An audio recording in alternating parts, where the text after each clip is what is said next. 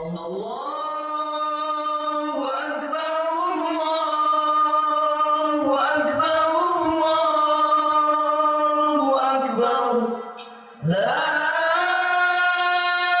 ilaha illallah, Allahu Akbar. Allahu Akbar walillahil hamd. Assalamualaikum warahmatullahi wabarakatuh. Allahu Akbar, Allahu Akbar, Allahu Akbar. Allahu Akbar, Allahu Akbar, Allahu Akbar. Allahu Akbar, Allahu Akbar, Allahu Akbar. Allahu Akbar kabira. Walhamdulillahi katsira. Subhanallahi bukrata wa asila.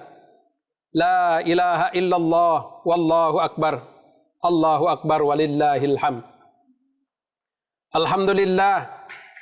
Alhamdulillahilladzi hamdan katsiran kama amar.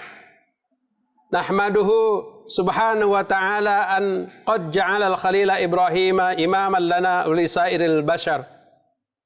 Asyhadu an la ilaha illallah wahdahu la syarika lah lahul malikul jabbar.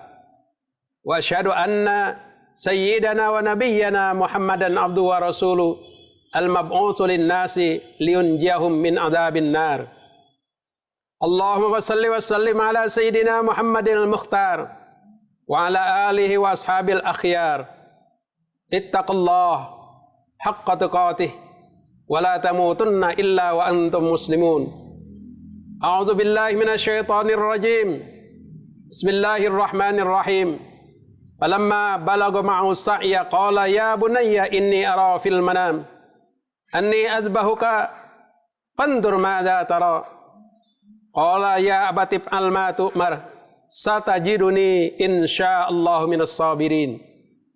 Allahu akbar, Allahu akbar, Allahu akbar walillahil hamd. Jamaah Idul Adha yang senantiasa mengharap ridha Allah Subhanahu wa taala.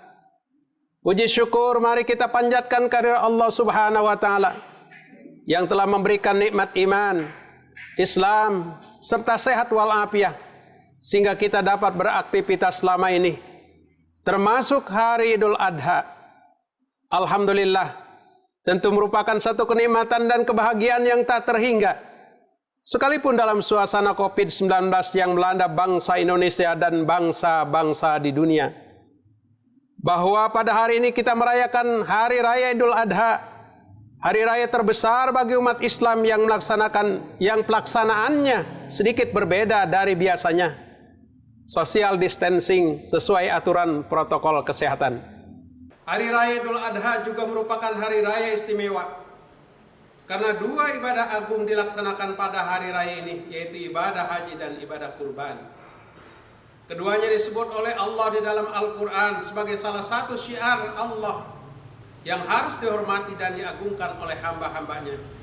Seperti yang ditegaskan oleh Allah dalam firman-Nya yang artinya, demikianlah perintah Allah. Dan siapa yang mengagungkan syiar-syiar Allah, maka sesungguhnya itu timbul dari ketakwaan hati. Kedua ibadah ini yaitu ibadah haji dan ibadah kurban tentu hanya mampu dilaksanakan dengan baik oleh mereka yang memiliki kedekatan dengan Allah. Kata kurban berasal dari kata qaruba yang berarti dekat. Hamba Allah yang memiliki kedekatan dengan Rabb-Nya, dia akan mengatakan labbaik Allahumma labbaik. Aku memenuhi panggilan-Mu ya Allah, aku memenuhi panggilan-Mu. Demikian juga dengan ibadah kurban. Seseorang yang jauh dari Allah tentu akan berat mengeluarkan hartanya untuk tujuan ini. Namun mereka yang posisinya dekat dengan Allah akan sangat mudah untuk mengorbankan segala apa yang dimilikinya semata-mata memenuhi perintah Allah Subhanahu wa ta'ala.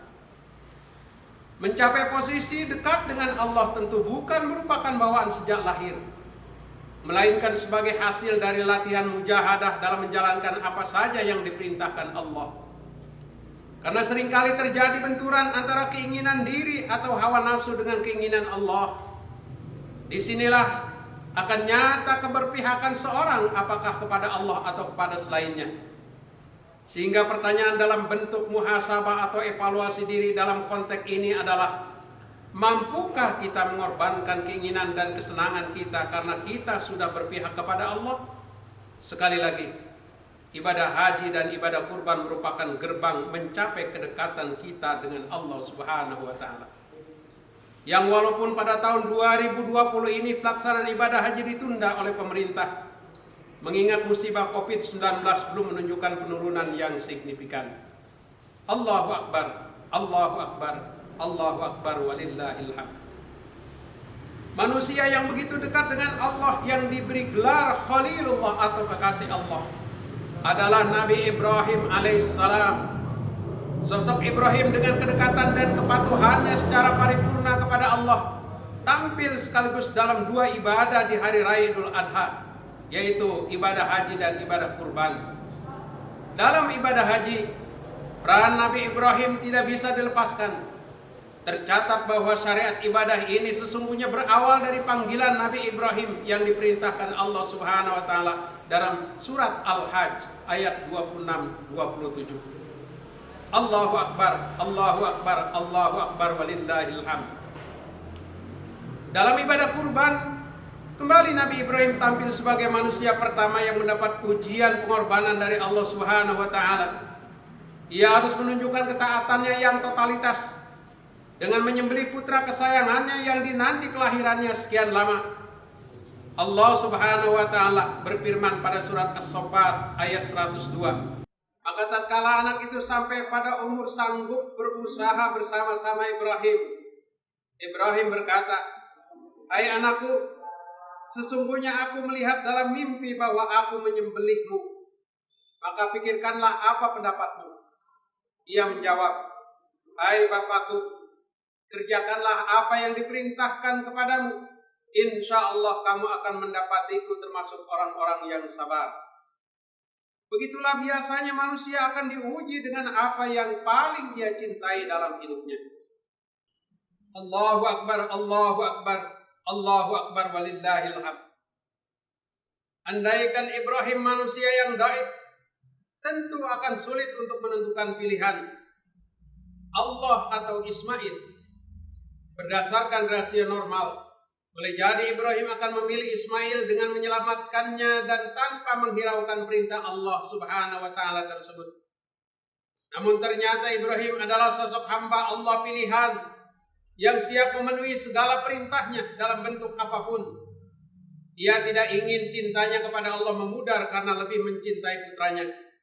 Akhirnya ia memilih Allah dan mengorbankan Ismail yang akhirnya menjadi syariat ibadah kurban bagi umat Nabi Muhammad sallallahu alaihi wasallam. Dr. Ali Syariati dalam bukunya Al-Hajj mengatakan bahwa Ismail adalah sekedar simbol dari segala yang kita miliki dan cintai dalam hidup ini. Kalau Ismailnya Nabi Ibrahim adalah putranya sendiri, lantas siapa Ismail kita? Bisa jadi diri kita sendiri, keluarga kita, anak dan istri kita, harta, pangkat dan jabatan kita.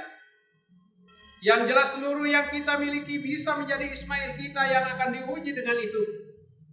Kecintaan kepada Ismail itulah yang kerap membuat iman goyah atau lemah untuk mendengar dan melaksanakan perintah Allah Subhanahu wa taala.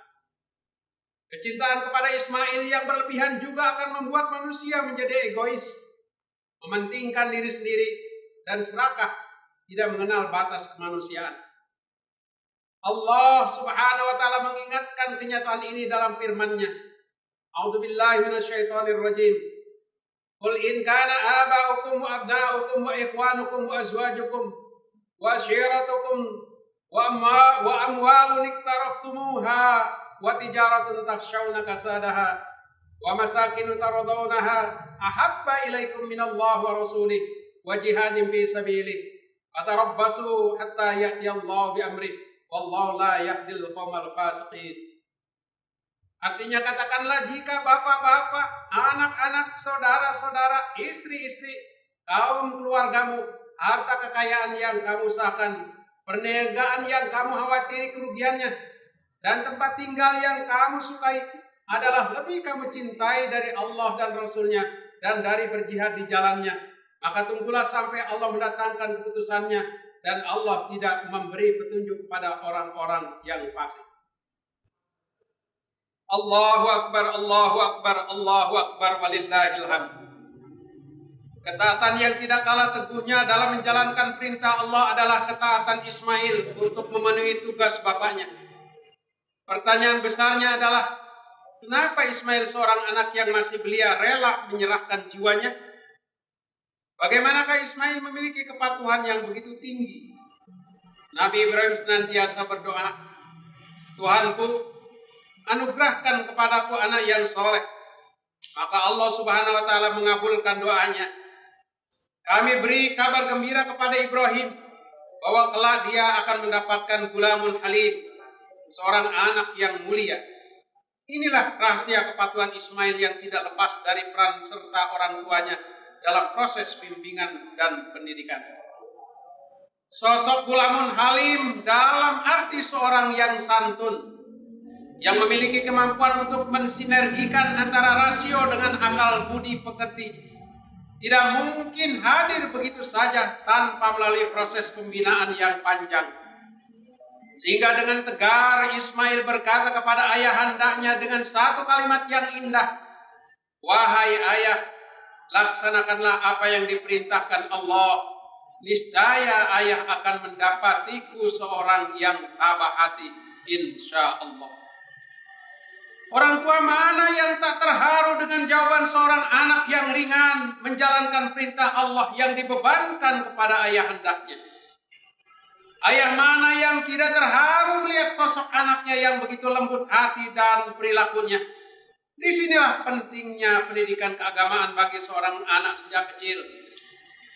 Jangan menunggu ketika mereka remaja apalagi dewasa.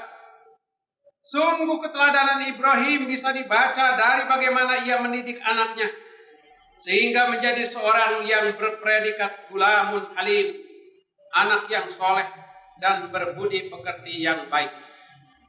Allahu Akbar, Allahu Akbar, Allahu Akbar, walillahil hamd.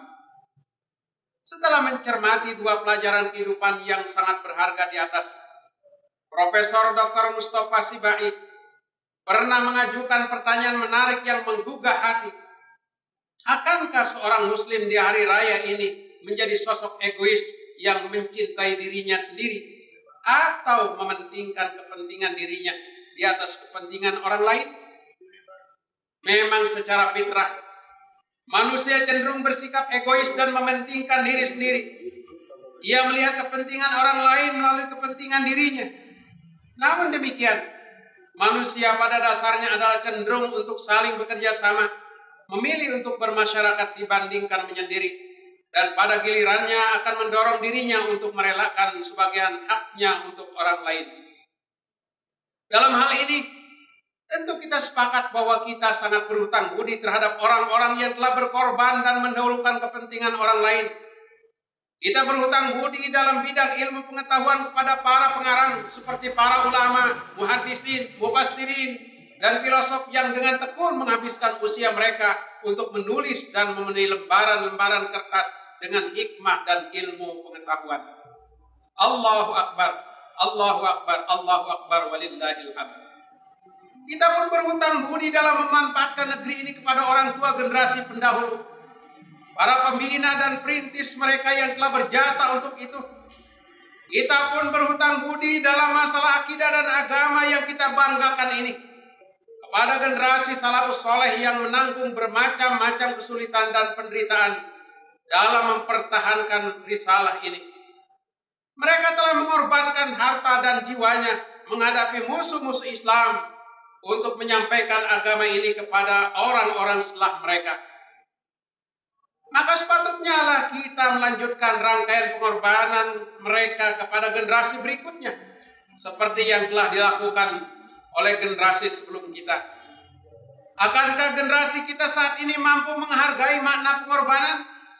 Apakah generasi kita mampu mempertahankan akhlak yang luhur sebagaimana yang dicontohkan oleh Nabi Ibrahim alaihissalam dan Nabi Ismail alaihissalam, terlebih Nabi kita Muhammad sallallahu alaihi wasallam?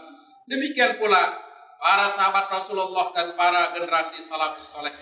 Karena itu, di hari raya Idul Adha kembali hadir untuk meringankan.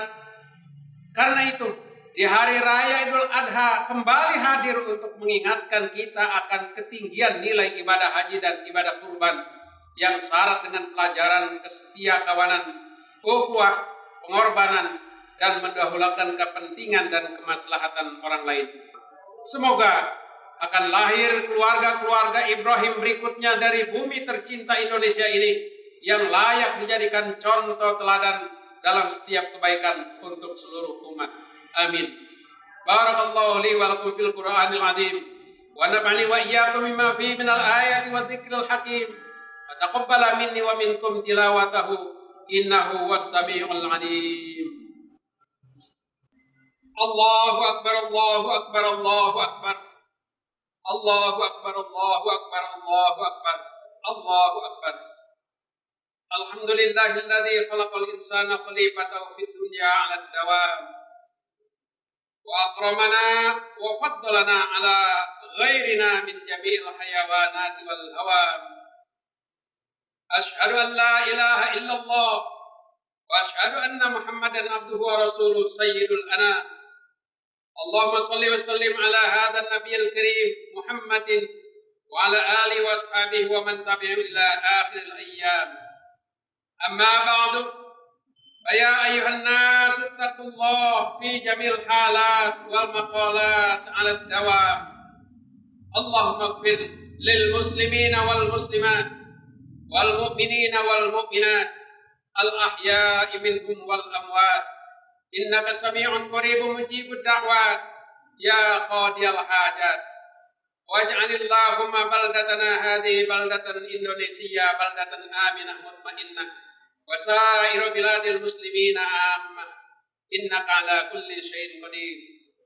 Ya Allah, ya Karim, pada pagi yang cerah ini saat kami merayakan Idul Kurban, kami mengenal sebagian tentang pribadi imam kami Nabiullah Ibrahim alaihissalam yang Kau nyatakan patut untuk menjadi suri tauladan dalam hidup kami, ya Allah. Ya Allah, ya Alim, dengan segala kerendahan dan keterbukaan, kami nyatakan padamu bahwa betapa rendahnya kadar iman kami dalam membela dan mempertahankan keyakinan agama kami. Ya Allah, ya Karim, pada pagi yang cerah ini kami merayakan Idul Kurban.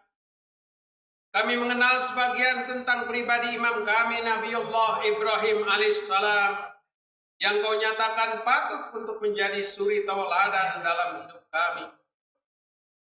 Ya Allah, ya Alim, dengan segala kerendahan dan keterbukaan, kami nyatakan padamu bahwa betapa rendahnya kadar iman kami dalam membela dan mempertahankan keyakinan agama kami.